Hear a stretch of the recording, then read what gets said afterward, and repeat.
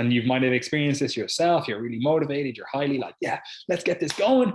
And you fall off the wagon. So how do we actually overcome this? Well, the first thing we need to do is actually set effective goals. So we actually need to sit down and set the intention for the year. And we have to go through a little bit of a process. And we do this with the vast majority of our clients. We go through a process of like, what are we actually aiming for? Because we're going to apply this, the kind of framework towards health and fitness stuff. And we'll go through how we think about that stuff at the start here.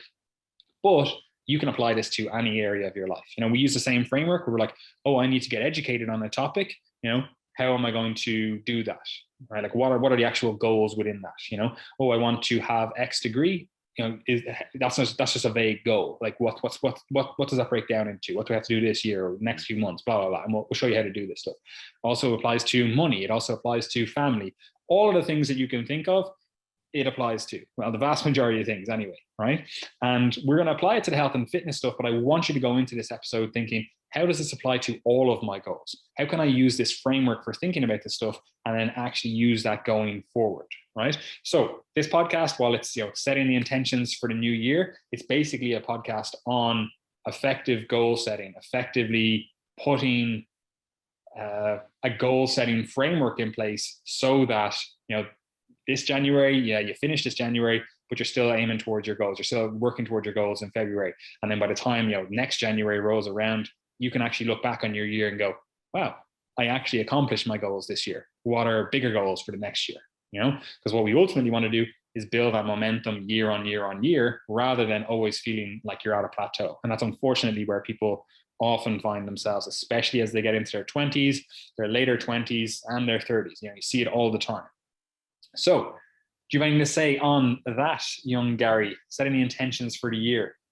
Yeah, I think first and foremost, I think you need to, have clarity with yourself about, I guess, your general values, the things you stand for, and what direction you're taking your life overall. Because sometimes, although a year can seem like a long time, it's actually relatively short in the grand scheme of things, but still has a very significant contribution as you add them all up.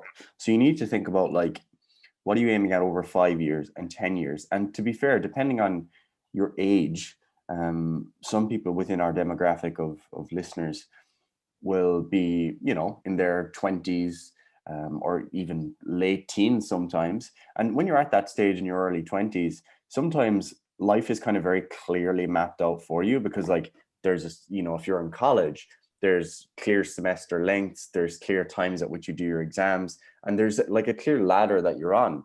Even just go before college, like think of like 0 to 18. There's a very clear structure. At 4 years old or 5 years old or whatever they've changed it to these days, like you go to primary school, you do this, this is what you do for the first 2 years, and then you're doing this. And then it's the same with like, in Ireland, at least, we have like the secondary education. It's like you do these years. Okay, yeah, you can skip fourth year if you want to, but it's at least you're like, I know this is going to happen in this year, and I know this is what we're working towards. This is a clear framework. These are the topics that I have to cover. Yeah, you have some choice in it, but at least you can choose and you know exactly what is going to be covered. You're like, here's the book. I only have to learn this one book. Very clearly mapped. And obviously as you get to college, like you've more choices introduced into the system, where you're like, what degree am I going to aim towards? But let's assume you've got that nailed down, and you're like, okay, I know what's going to happen there. It's mapped out for you. You're like, okay, do these exams, do this, study these things. It's not like there's a lot of surprise. But obviously once you get into the real world outside of that academic framework, it's a lot different. Yeah, absolutely. And that's when it really becomes important to actually use these arbitrary time periods for reflection. Even though you could set goals for 2 years or 3 years or whatever, if you know where you're going over the next 5 to 10 years, like for example, let's say 5 years, like we're in our late 20s, Paddy's 30 in a week. We're at that stage in our lives where it's like, right, the kind of big pillars that are upcoming for us are thinking about things like kids, marriage, building a family, hitting certain financial goals so you can mortgages, build a house, etc., or buy a house. All these things are somewhere within that kind of 5 to 10 year time ahead of us. So as a result, there needs to be some sort of structure there, or else life can just get ahead of you, because there's certain things in life that do have time limits to some degree. Like obviously fertility would be one. If you want to have kids, there's a certain time limit on that that's ticking. And if you're not planning these things to some degree, it can run away from you. And that's very relevant to health and fitness as well, because what can often happen is people will say, oh, at some stage I'd love to do this. It might be, for me actually, for a few years, it was like, oh, I'd love to, start jujitsu. I want to do that at some point, because I saw other people doing it and I said, oh, I want to start that at some point. But the longer you leave those things, the more difficult it's going to be for you to be able to really reach your true potential. Because obviously, again, the biological clock is ticking and certain components of fitness just won't really be maximized in your 40s, 50s, 60s, etc. So you need to be working on your goals now. And that's why you need to have clarity on your direction. If you're in a career, let's say, that is going to intensify in the next few years, maybe you're moving from, basic office staff, you're trying to actually move up to manager or director type of position, you need to work 60 to 80 hours a week. You need to know that if that's happening in the next 5 years, my fitness might actually have to take a bit of a back seat. I mightn't be able to train 6 days per week, 2 hours a day. So you need to have clarity on what your values are, what you're aiming at, and then start to break them down into different compartments. So for example, what I would say is, what are the life skills that you want to develop? What are your fitness goals that you want to develop? What are the elements of your career that you want to develop? And maybe you could say family/relationships. Of course, there are other categories, but if you think of those different categories, you might say life skills. What's in there? Okay, I always said I wanted to learn a language, but I'm always putting it off. There's specific steps that you take then to break that down further. For me, it was Russian. I've been saying for years, I want to learn Russian, and there was never anything specific. I might do a bit of Duolingo here and there, before a trip to Belarus, I might do a little bit.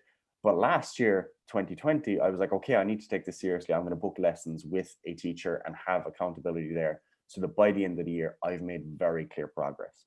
And that's the kind of clarity that you need to have. You need to be able to say, this is something I care about, and here then are the specific action steps that I'm going to take.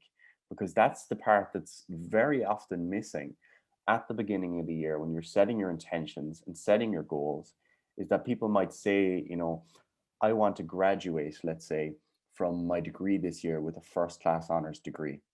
But that grade might be so far beyond what you've achieved in the past.